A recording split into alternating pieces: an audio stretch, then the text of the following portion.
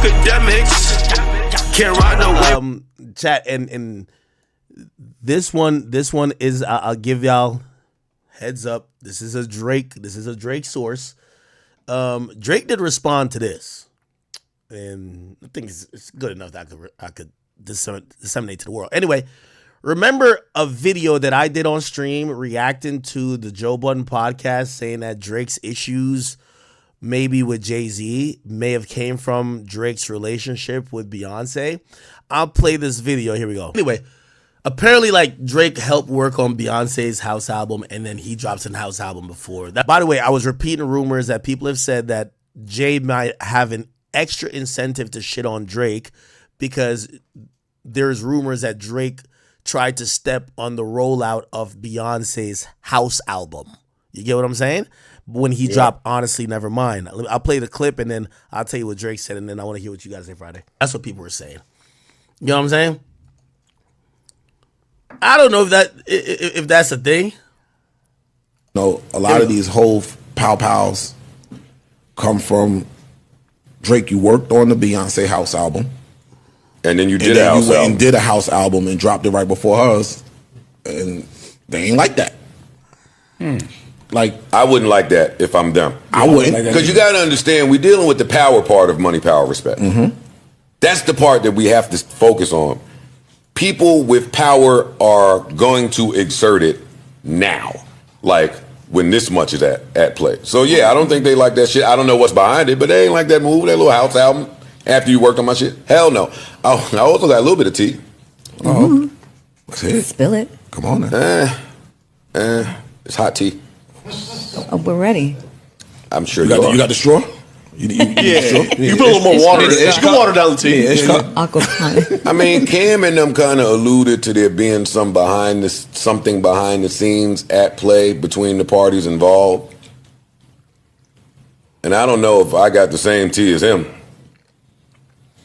But I'm hearing that there was an event where something happened backstage that, Between whom? I can't say. I can't say because the tea is too hot. But something happened backstage at one of them shows. Put some milk in it, nigga. I can't. That's the song. Put something different. Come on, you gotta get stupid. Put some milk in lemon. No, because it's the hottest of teas. It's the hottest of. You can't cool it down. It's the scorching. No, there's no way to do addition that one. Lava tea. You can't. But these things are at play. Like, can you say what? Not who, but what happened? Was there argument, a disagreement? There was something that went on backstage that would affect the decision making and makers of events like this. And it just contributes to the reputation that Wayne has for being inconsistent. I don't know if he has that. Okay. All right. So I will say, and one of the reasons I'm reading this is because this was unsolicited. Is not, again, I haven't asked Drake just because I feel like anytime if I ask Drake a question that I feel like y'all want to know, when I tell y'all tell me it's a lie. So I'm like, what the fuck am I even talking to the nigga for? So like, fuck it. So I haven't asked him, like I didn't ask him about the Super Bowl. I think I did ask him, but me like a sucker, I unsent it. I'm like, yo, fuck that. I don't even want to know. Like, you know what, Ak? I did the same thing. yo, I just didn't, just because I'm like, yo, you know what it is? Whatever he tells me, when I go tell the public gonna be like, yo, Aki's lying to you. And then now I gotta go back to, like, I'm playing telephone, bro. I'm a grown-ass man and he a grown-ass man. So I'm like, yo, hey, Maul got niggas into this. Let Maul get people out of it. You feel what I'm saying? Anyway, so this is the quote unquote tea, or not tea, but like this is what Drake said in reply to whatever rumors, I guess. And shout out to the Joe Budden podcast, of course, my man Ice, and then of course Joe Budden. He said Beyonce had that record for 5 years, and Honestly Nevermind dropped before whatever she dropped, and I never worked on a house album. He says nobody has facts in this game. It's insane. Okay, so essentially he's saying that Beyonce had that house album for a long time, 5 years, and that kind of goes against the narrative that says that, oh, Drake hurried up and put out a project. It's like, no, she had a record for 5 years. He says Honestly Nevermind dropped before whatever she dropped, but He said he never worked on a house album. Okay, and you know, so he never worked on her shit neither. I didn't clarify. Actually, this mess like this was sent to like not only me, it was my team. So you know, I didn't do the normal clarification, and this wasn't just a act eyes only thing. Actually, they had a conversation with him, but yeah, no, it's and I'm okay with that answer. You know, I'm pretty sure. I think she did work on something on her album, but I guess the point, if you get what I mean, Friday, is like he worked on it. Like if he's saying she had it for 5 years, he must have worked on it 5 years ago. You get what I'm saying? Yeah, that's the point. Like, yo, she had it for 5 years. She had it for mad long. How many songs did he work on? Maybe was it more of a recent song? And listen, I'm not trying to go against whatever Drake is saying. I'm just saying there's a reason why Jigga is mad. But this is a new reason because they've been going at each other. You think it's a new reason? A little bit for years. And Okay. the Beyonce House album was what? And his album was last year, 2 Yo, years I don't ago? even remember the Beyonce House album. What's the album called? Beyonce. I'm looking it up right now. Renaissance. Oh, okay. Right, I think it was Act 1 or Renaissance Act 2. It was. Oh, that came out 2022, and then honestly, never. It came out July 2022. Honestly, never mind. Came out June. Oh, it came out a month before. Oh, okay. Oh, okay. Well, I mean, this might be this miscommunication though. Like, so okay.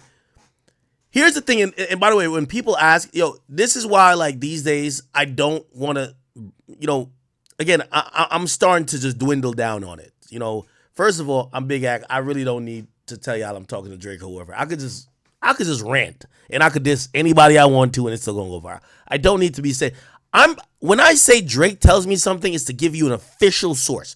Drake is not talking to these fuck niggas. He speaks to me and a few other people, and that's how he's communicating. I'm not telling y'all because I want y'all for it. So I'm telling y'all to give you what the artist is saying. But at this point, I feel like anytime I say something that Drake told me, they're like, Drake's lying, so it looks bad. Or they're like, you're just propaganda for Drake, so it looks bad for even me. So I'm like, all right, cool. Y'all will never hear from the nigga until he does an album. Good. That's that. Or unless Maul says something. That's y'all new gig. But Yo, but did the Renaissance album sell less records because Honestly Nevermind came out a month before? Because I feel like the Renaissance Act 1 did pretty good. Bro, I'm going to be honest with you. I literally feel like, you know, it was a time where Drake was responding to the culture of house music being a little bit more profound and popular, and he dropped a house album. Yeah. If think Beyonce had dropped first, he would have still done the numbers he did, and vice versa. So I don't even know what the problem is. So Honestly Nevermind did 204,000 first week. Mm-hmm. Bro, and how much did Beyonce do first week? Bro, I don't know, bro. Hold on, I'm Googling. I think she did something like 350, 360 on that album. Maybe even a little bit more. She did on the first week. So more than Drake. Yo, okay. And by the way, this is why I tell Drake, I'm like, yo, and I say this publicly more than I say to him probably. It's like, bro, I'm gonna be honest with you. 332. Yo, I think Drake got to do an interview, or he just has to not comment on anything. But I also then say, like, say that Super Bowl comment. I seen like lame ass Ebro talking about it. Like, well, why would Drake say that? Drake isn't looking at. I'm pretty sure Drake has messaged you about whatever before in the past. Drake isn't looking at you, me, Mealy Mall, or anybody he communicates with as, oh, make the statement for me. He knows who he fucks with as media. If we ask him a question, he'll answer it. I guarantee, and y'all know I don't fuck with Mealy Mall. It's no way on earth he said to Mealy Mall, hey, by the way, could you let people know that I got offered the Super Bowl? I'm pretty sure Mealy Mall probably brought it up in a conversation, and Drake just said, I don't know if niggas think I should be mad. Like, bro, I got to turn that shit down mad times. I'm pretty sure that's exactly how the conversation goes. Now, and Millie, then it becomes, can I say that? Yeah, whatever goes. I'm pretty sure it's not even that, because when me and Drake talk at this point, I know what is personal and what's public. You get what I'm saying? Like, he said shit to me, I'm like, all right, Ak, this is some shit. Like, you don't have to be a fucking idiot to realize you don't say that, right? Or this is him just saying it as, yo, Ak, this is me. I fuck with you, so I want to give you some clarity, right? Versus, hey, this is like my response to some public shit. You get what I'm saying? Yeah. So you learned it. I guarantee he didn't ask Drake, because I guarantee it, bro. Bro, half of the things at this point with Drake, I don't ask that nigga if I can say it. The fuck? I just tell y'all. But usually he'll and I haven't said anything that he really never wanted nobody to know, because I could tell. Like, bro, if he's telling me something personal about, yo, Ak, let me tell you the story that happened with this artist. Bro, why the fuck would I get on here and be like, yo, so Drake told me that, yo, the last time he ran into so-and-so, it went, no, I could tell, like, that's just, yo, Ak, I just want to get you, just for your understanding, because, like, all right, cool, you're a huge media personality, but you're also a fan, but, like, you probably also are questioning. Like, just to let you know, this is for you to understand me, right? Not thinking I'm some fake-ass nigga, about, okay, this is what happened, right? Like, I don't want to mention no story in particular, but people from the outside, they don't realize that when we talk to a lot of these people behind the scenes, the reason that they feel comfortable to talk to us is because we're not blabbermouths. It's because we don't go tell everything that they told us.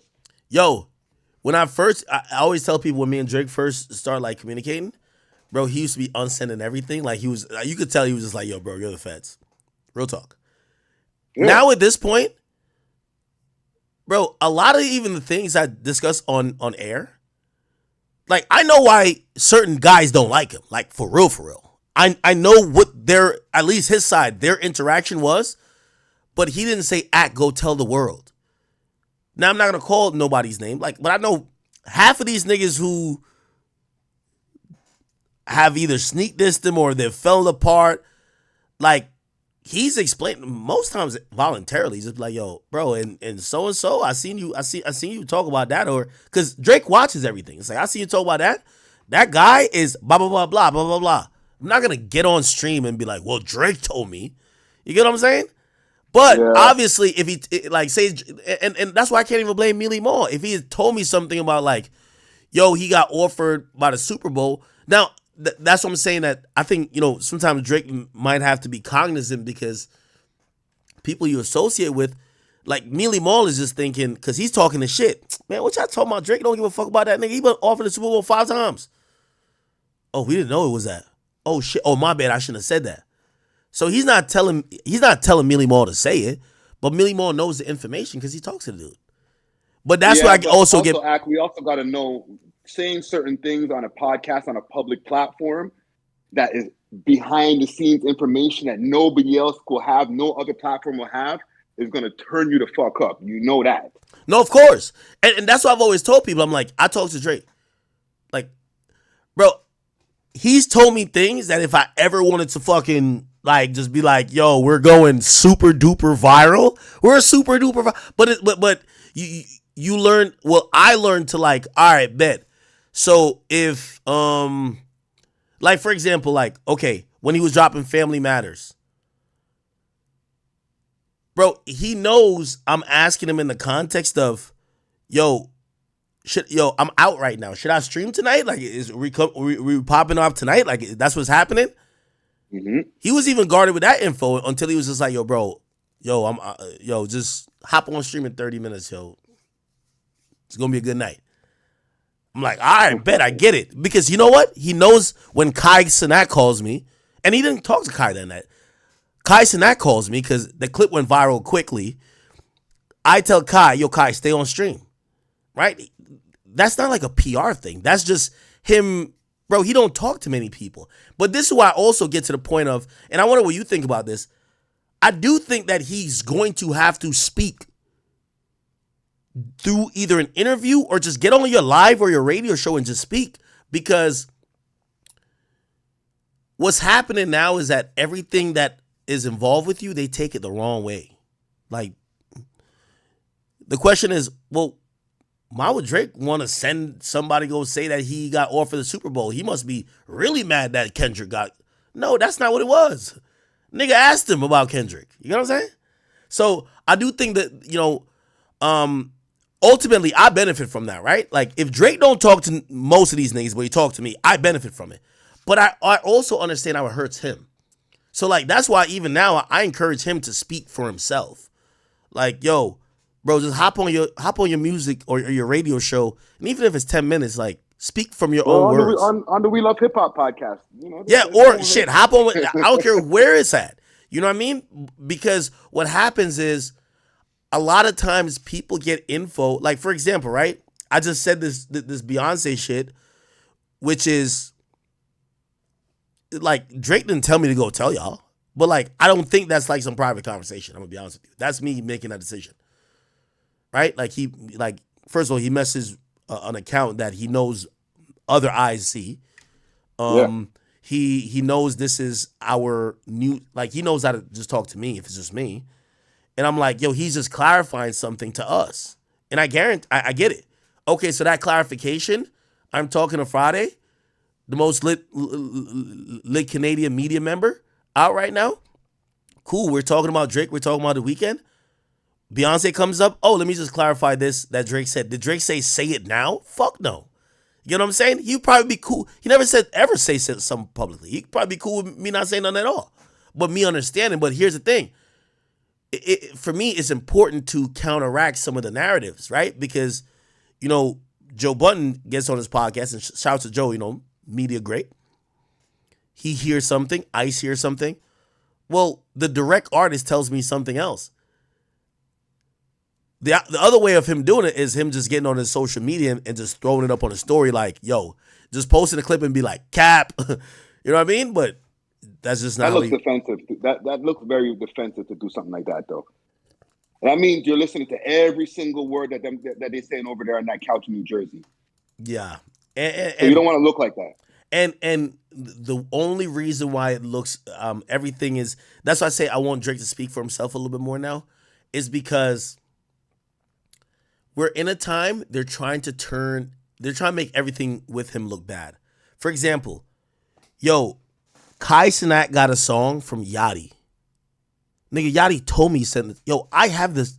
No, well, I have the same song then. Also, Kai Cenat got a song from Dirk. Bro, I have the full song on my phone.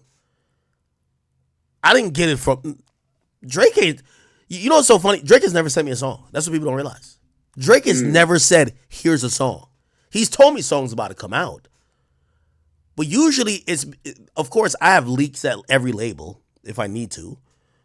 But that's what people think, that, oh no, he's leaking things via act. No. You know what I mean? And by the way, this isn't let's feel bad for Drake shit. I guess I'm speaking as a media personality saying, yo, I think Drake right now is in a position where many people have been in, where people want to interpret shit negatively. And it's probably better for him to speak, to try to control the narrative a little bit more, because anything that comes through act, even Millie Mall or anybody else, they're gonna take it as a cowardice way of putting out information that is supposedly reactive instead of just doing your thing. You know what I mean? And I think Drake needs to give us a full interview, maybe an hour-long interview, right before he drops his next album. And by the way, I'm a little torn on you saying that, because I agree, because I love this shit, right? But I'm a little bit torn. Bro, why doesn't nobody say that about Kendrick? He's caused the most tumultuous moment of this year, of this decade. And nobody says he needs to explain himself at all. So why does Drake? Drake has done more interviews than Kendrick and Cole combined. Why does he? Because in the eyes of the public, Kendrick has taken the W, so he doesn't have to go and do an interview. But with wait, wait, all right, that Drake took. Wait, hold on. People think, okay, he needs to respond to all of the different things. No, but respond in music. Okay, no, I'm getting everything you're saying, but why isn't it? So because you think that Kendrick took the W, he doesn't have to explain himself? Yo, I keep telling people, if we really want to be honest with ourselves, we are a little bit spoiled when it comes to Drake. We'll say Drake needs to do A, B, C, and D. Yo, Kendrick killing him right now. That nigga falling off. You look on the stats, Drake's streams are killing Kendrick. Nobody cares about that, but nah, Drake got to respond to this. Nah, Drake got to do. Why don't we ever have the same type of attitude towards, like, why? And I'm asking you a serious question. Why do we never say, yo, J. Cole has to give us an interview to explain why he apologized? Why not? That's a good question. You know what? He doesn't, right now, he's lost so much respect that people are not even checking for what his next project might be right now. Bro, that's not true. Wait until everything cools off before he drops the next project. Bro, that's not true. So I don't even think people want to hear from him. Yo, chat. One in the chat, and y'all tell me if y'all agree with me or y'all agree with Friday. Bro, yes, J. Cole went through it, but especially after this battle and seeing what happened, J. Cole could drop next year. His sales does not go down. People don't give a fuck. Next year. But what about if he dropped this Friday or tonight? Well, I think people would think he'll be addressing it, but I still don't think it affects him as much as, yo, we expect things from Drake we don't expect from anybody else, bro. I'm telling you. J. Cole does, yo, if it was Drake, we think Drake has to explain himself. We don't think Cole got to explain himself. We never think Kendrick got to explain himself. Kendrick just started a whole campaign of hate when the two other people say, we're the big three, like we started a league. That's what they said. He got jealous and say, fuck the big three, it's just me. He then baited another guy to battle him, who then apologized, and another guy who then said, I'll battle you. Okay, good, whatever the result is. But nobody says Kendrick got to explain himself of why the fuck he felt insecure to start those issues with people who weren't directly shooting at him. Why doesn't he have to respond? So that's my whole point when we talk about this shit. Oh, Drake got to do. I know why the people feel he should respond. What? Because out of the big three, Drake posts the most. It goes back to even the conversation I do agree with that. With Drake being the most accessible. If you go on all of their social media pages, Drake is the most active out of all three of them. So he's the most vocal out of the three. So when anything happens, people are like, so what's your answer? What you got to say to that? Where the other two have set a trend of barely talking in the first place, so you don't expect the same from them. I'm just going by what the public may feel. No. You know what I'm saying? What you just said, I couldn't agree more. I guarantee Kendrick's first interview, let's say it's an hour and a half, not one question in that interview will be about, yo, did you really slap the fuck out of Whitney? Not one question. You'll get an Emmy for it. Whoever does it will get a fucking Emmy for the fucking interview, bro. Yeah, but also he won't have to answer to certain questions because you said something right. And it goes back to, I remember somebody said, they say, yo, this is like super high up guy in the industry. He said, the thing with Drake is that everybody knows a girl or somebody who has been mad close with Drake, like intimately, not necessarily sex-wise, but just like has been in a room where Drake is mad accessible. And it's like the difference between him and Kendrick, even Cole or The Weeknd, is those people seem elusive. It feels like you would have to really luck up to get to be in their space or get their attention. And I look at that and I'm like, yeah, that kind of comes into why we think he should answer for everything. Yeah. This nigga's in bedrooms. He's on the beach. He's, you know what I'm saying? He's doing an interview in his crib. It's like, bruh, it makes it look like it's way easier to get an answer from Drake, even though he hasn't given us any answers or any type of interview type of answers in the last, 2 years, 3 years? Yeah, no, I get it. It makes it seem that way. And then if you go on through all the old footage, Breakfast Club and all, not Breakfast Club, but Hot 97 and all the different places that he's went to back when he was on his come up, there's a lot of Drake interview footage. Elliot has like 3 interviews with that nigga. Do you think Drake could revert that? Because I do think Drake want to be elusive, but he still want to be cool. So he want to be He has elusive. reverted it. That's why he hasn't done any interviews since Rap Radar. Yeah, Actually, no, that's not even true. No, hold on. That's not even true. You're right. Since Bobby Alto, you're right. But like, people still expect if some crazy shit that happened by Kendrick, like say Kendrick does some crazy shit today, you expect that in the next 2 to 3 days, Drake is gonna post a story subliminally responding. Yes. And do you think it's his use of social media? Because Kendrick doesn't post. Like, you don't even know where you would go to find Kendrick's response to something. Like, what's his demeanor? Is he happy or sad? Is he feeling depressed? Is he feeling like, oh shit, I'm under pressure? We have no idea. J. Cole, you gotta find that nigga. And then he disappeared.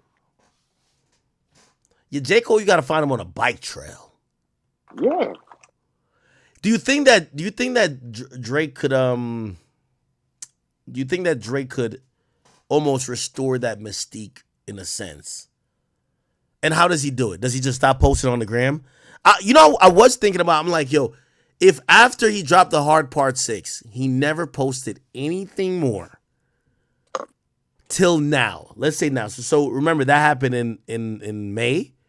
That's 4 months till now, right? Let's say Drake just pops out right now, either with No Face or Circadian Rhythm. Do we look at those songs and be like, oh shit, like fuck the beef, what is he on now? Or, does that not work for him in terms of... I don't know. I think people would still be, the beef would still be looming at this point right now. Maybe in a year from now. Whoa, right? yeah, But the thing is with Drake, he's also contractually obligated to, like, for companies like Stakes, where I'm sure he has to do a certain amount of posts per month. And it's hard to just disappear when it comes to social media for him. Yeah, but that's not true, bro. I'm saying, like, he'd have to fuck off the bag. Or no, yeah, that's not true. I've talked to young boys people before, and maybe I shouldn't say this, but I'll say it anyway. They told me their demeanor to certain deals is like, yo, listen. They're like, yo, when we do a deal, we make sure we put in there that we're always going to complete the deal. But at times, because you're dealing with an artist, things might come up that he can't commit to doing. Like, obviously, Youngboy never ever agreed to this. So I'm making this up. He can't agree to doing a once a week podcast every year because he might be in a position where he has to go on tour or he has to do this or he might be going through A, B, C, or D. And what we could do is we could agree to you getting 52 episodes.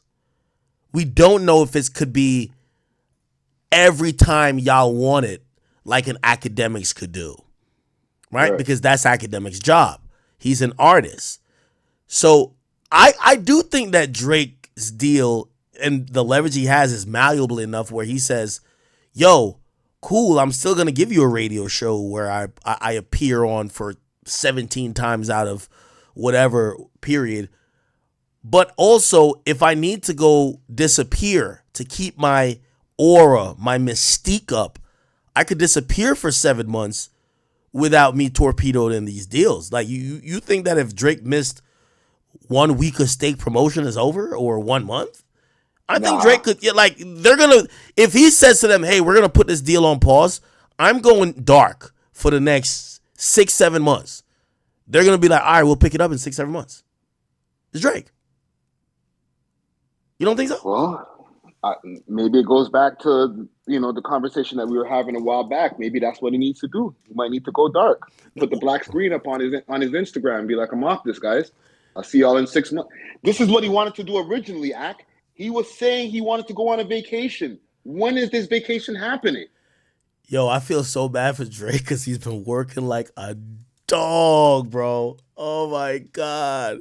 Doesn't he have a stomach issue, dog? Didn't the man say, yo, I got a stomach issue I got to tend to. Yo. I'm going to go on vacay for a little while. I'll see y'all soon. Yo. And then all of a sudden, boom. Yo, let me tell you this. And some of the conversations, see, these conversations I can't or won't bring on to just, for public consumption.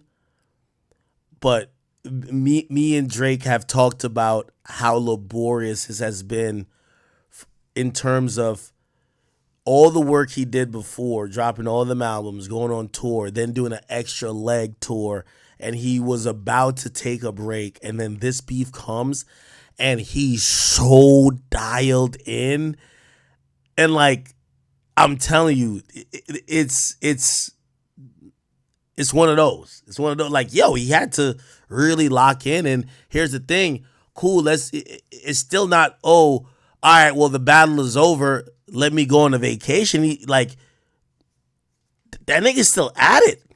Like, bro hasn't really. Oh, okay. All right. I'm up $1 billion. I'm about to. I'll see y'all niggas like in a while. Like, he's still at it, dog. The dude is still in the studio cranking it out. He's still writing every day. And yo, I'll tell you one of the this is a sincere conversation, and it was me really talking to Drake as more of a man than anything else. And I asked him about burnout, and I said, "Bro, are you good?" Like, I was just because, again, we've communicated. I've never communicated more than during the battle, to be honest. But I know how much, like, at it, like, just fucking, just in there putting in work, ready for whatever, strategizing, just. And I remember I said to him, I said, bro, how are you feeling? Are you like feeling like burnt out? Like, bro, you need a break. Like, almost, and me as a fan, and I'm also speaking to him as a fan, so I'm not saying I'm speaking to him like his best friend. I'm like, yo, bro, I remember us talking about that break you were gonna you need a break, bro. He's like, nah, bro, I'm feeling good. He's like, I'm still feeling good. I'm feeling ready. And I'm like, in my mind, I'm like, yo, this nigga gotta be burnt out. And even now I'm looking at him like, yo, man, tired, Bridget. Bro, you gotta take a break. The nigga been literally on, like, going. I guarantee, like, we haven't heard from Drake in, like, like a week and a half. But I guarantee he got like 5 more songs ready. Like, yo, I'm about 100 gigs more. Like, nigga gotta chill. You know what I mean? He needs a break. Honestly, just me personally. It'd be one thing if he didn't say it. He said it to us. He publicly put that out to the public. Like, yo, I'm gonna take a break. It'd be what we're not in speculation land anymore. We've seen the statement. Yeah, bro. I'm gonna be honest. You know what though?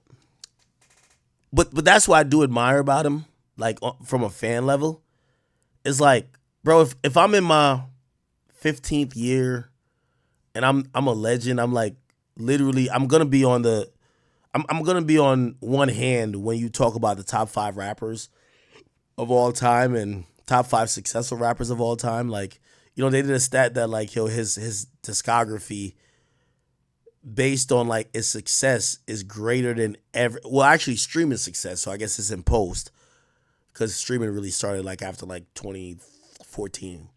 But his catalog outstreams an entire decade. Like, again, he's going to be listed. I think it's the 80s. Like, outstreams everybody in the 80s combined, right? And I think about that. I'm like, yo, he's the guy is rich as fuck. Like, we're hearing these deals, 400 million. The next one, he's trying to get 600, 700. He got a $200 million deal with Stake. He has, right? Money's just like dropping everywhere for this guy, right? Yo, to see him still give a fuck that much. Like, and this is why even when I discuss, and I'll share this part, but like, this is why even when I discuss like him battling, bro, he literally told me, he said, yo, bro, he's like, I really don't give a fuck about it. I battled that nigga for my fans. Like, bro, I'm not ducking no face from none of these guys. I don't give a fuck. Like, that's just not who I am. I'm a hip hop nigga. Like, I'm always gonna take it's like, yo, my fans are never gonna say no rapper got nothing against me. I'm here to squabble. I don't care if you've been working on a song for 10 years. And nigga, I ain't gonna lie to you, that impressed me. That, like, I felt like I was like, I'm rocking with the GOAT. Like, the GOAT doesn't get rich and fall off. Or it doesn't say, oh, okay, I got the jumbo jet. I don't care. The guy gets $1 billion and says, nigga, I'm still down to do the shit, the elementary shit, the rudimentary, fundamental shit that got me here. And I was just like, bro, I respect it. I'm gonna be honest with you, I respect it a lot. You know what I'm saying? You know what's crazy? The man said, "Diss me and you'll never hear a reply" in the beginning of his career, and he has not stopped replying since. Well, I took that over time to be if you're like an artist now on his caliber. Like, I think that was for like Joe Budden. No disrespect. I love my man Joe Budden. Really? Yo, because I've always, and I've kind of tried to ask Joe. Have you ever told Joe, by the way? Nah. Yo, I've always kind of like try to like ask Joe, like, yo, you gotta feel a little way that like Pusha T took a little bit of your sauce when he was dissing Drake, and it worked, and he got mad credit for it, like he invented the wheel. And then Kendrick took a little bit of Pusha's sauce, and definitely just everybody who's been successful or at least gotten some credit of having some success against Drake in terms of competition lyrically or whatever. Like, Joe is giving a lot of blueprint.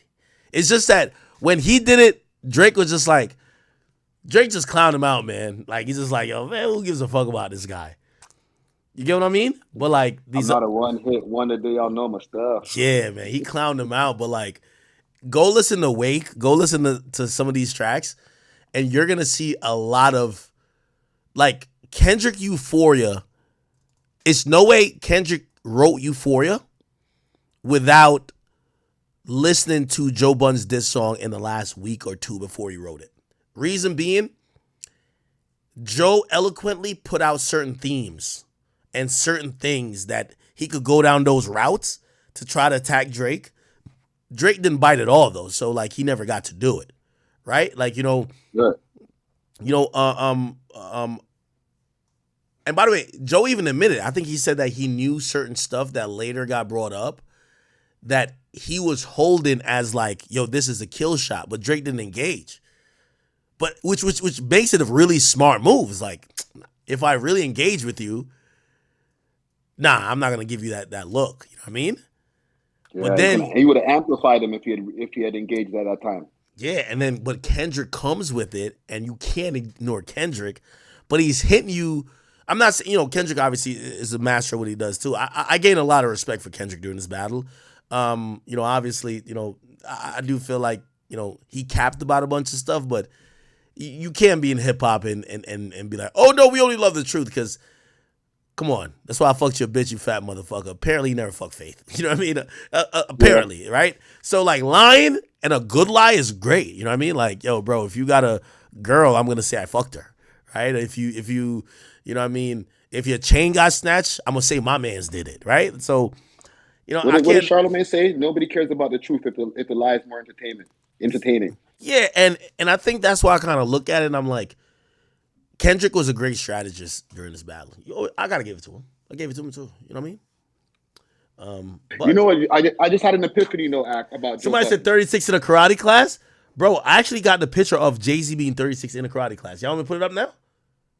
Like that was true. That was not cap. JayZ was in. Yeah, I got a picture right now. I know he was doing something with the Billy Blanks guy, who did the Tybo thing. Nah, Chad, I'm trolling. I'm trolling. Right? I'll be like his hip hop history. Yo, they did say Nas's lines were like, yo, like a lot of cap. Because it was like, when you was getting chased through your building, calling my phone, and I ain't even give you my number. What I did was give you a style that you could run with, smiling in my face, glad to break breads with a guard. Yeah, he probably never called him. All right, it don't matter. No, but I just had an epiphany about Joe. What? Joe might have never retired if Drake had responded to those 4 tracks that he made back at that time. Because if he had responded to those songs and, let's say, amplified Joe's music at that time to the point where Joe got a bigger music career than he had before, he might have not retired from music. No, you're spitting facts right now. Like, I'm actually going to give someone credit who people going to be like, why are you giving him credit? I'm going to give actually Adam 22 credit. And it's about complimenting Joe Budden's, podcast style. He says Joe is pretty good at, when speaking about a topic, not just always relating to his experience. Let's be clear. The rumors are that Drake fucked Joe's longtime ex Tahiri, or brought her to some island and allegedly messed with her. Bro, if I'm Joe Every time it comes up that a nigga is now trying to knock Drake head in for fucking their girl, I would mention that he did it to me. Joe does not even mention it at all. Like, he talks about it as a neutral arbiter, which is like, bro, if a nigga robbed you and now you're covering him robbing other niggas, you'd be like, bro, it's the same way he robbed me, right? Like, you would just constantly bring it up. Joe is pretty good at never doing that, right? So I agree with you with that. And I felt like he stayed impartial and just kind of played the to a certain extent, because I think recently he couldn't wait for Drake to lose. But he stayed within the podcast realm. Not only that, I think ironically, I think there's so much irony in Joe's career, because I think the other half of the reason why he retired, I think is Jay, honestly. Tell me why. So, Jay, Def Jam, his impact on the game, and just how the trajectory of like major labels and even somebody like JayZ pushed it, I believe that was very influential for Joe to realize, like, yo, this game isn't meant for somebody like you. You get what I'm saying? Remember, Joe's a guy who infamously said his biggest song, Pump It Up, he hates performing and he hates the song, right? He wants to do mood music. He wants to do songs that are just not commercial. And what we learned with a nigga like JayZ is that he always exploited the commercial aspects of the game while still being able to rap well, but also like his executive moves, whether leading Def Jam and, kind of shaping and shifting the roster about who they would prioritize, this and third. I think that all kind of, and at point, it looked like there was a little tiff there with Jay and Joe. It kind of felt like it might have, I'm not saying directly, but kind of help edge him out the game. Like, yo, rap isn't a profitable thing for you. You get what I'm saying? And I think it edged him towards being independent. And then once being independent, I think obviously one of the last Hail Marys was dissing Drake. That didn't work. So I think it's both of them. So I think Joe is, when I was at his birthday party, bro, my man's smiling from ear to ear. He's having such a great time being a podcaster. And do I think that Joe think any of these niggas, including Drake, is nicer to him? Fuck no. But I think he realized that the game was maybe never stacked in his favor, or he didn't have the proper tools to take advantage at that point. So now he looks at it and it's all irony. You know why? The poppin' rappers want a podcast. There's a time that Nicki Minaj shitted on the fact that he had a podcast, and then she went and got a radio show, right? He's also watching some of these artists who, remember him and Joe, and he always thought that he was a guy that was just independent and people could, kind of bully him around. He's watching that happen with JayZ and Drake, because that's what's happening. So he's kind of watching from this is poetry in motion right here. Like, he's watching Jay and Drake kind of have some little tussling, but also watch a guy who's super more industry than another guy who might have the talent and obviously the cachet right now, but maybe not as industry and hanging out with Jack Dorsey type of shit. And he's watching people go through the same shit he has, because no matter what you might think, we have streaming going on, but the music industry hasn't changed that much. We're just seeing the same things happen to new artists in different ways. Yeah. The stars aligned for Joe. He stopped rapping and he got into the podcast game at the right time. And he was ahead of the game as far as just even documenting everything on YouTube and the Joe Button TV and everything. So I can't even see Joe playing ball as far as what needs to be done to become a big rapper in the music industry. You know what's so funny? He was always going to be an underground rapper. You know what's so funny? I think people think that like he has some regrets about his rap career. I think when he started Everyday Struggle, that's why I say that Everyday Struggle would never be the same. When he started Everyday Struggle, he did. These days, Joe has made so much money. Joe has made more money as a podcaster than he's ever made as a rapper. He's just way more in a position of leverage that I think he looks at him being a rapper as great. Yes, he does have one of the most respected skills or top respected skills ever when it comes to that. But he realizes that as a businessman and his leverage, he would never have that in rap what he has in podcasting. So I don't think he misses at all. You know what I mean? It's like it's like saying, hey, yo, you used to work at McDonald's and yo, you used to be really good at doing whatever, but you're getting $9 an hour. Now, motherfucker, you run I don't know, you're the person. Well, I can't call this shit Arby's like it because his podcast is busted. You do something that people might think is less fun, but it's way more beneficial for you. Just way more beneficial, right? And also, I think he probably equates to fun at this point too. So I don't know. Yeah, a lot of rappers want to be podcasters because they're starting to see there's way more benefit in becoming a streamer or a podcaster. There's more money to be made. There's more, you can see that stream of income coming in right away.